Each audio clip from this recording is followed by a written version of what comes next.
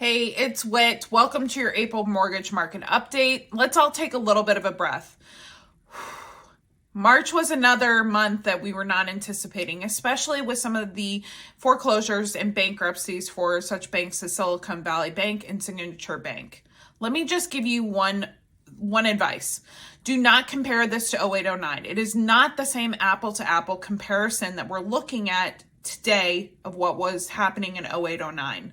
So if you have extreme fear that we're going to repeat what we did in 0809, take it out of your mindset. Experts are not doing even the same comparison or even looking at the same situation of what we experienced in the past. So it's one of those areas just put to the side.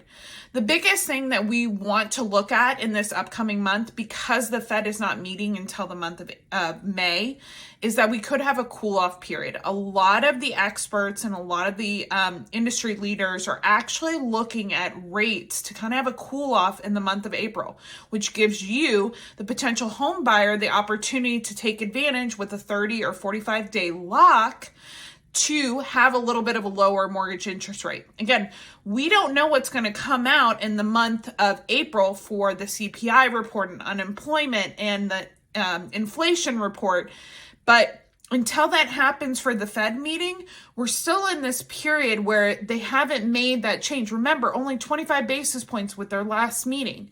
And we did see a little bit of an improvement towards the last 2 weeks of March that could very well feed into April.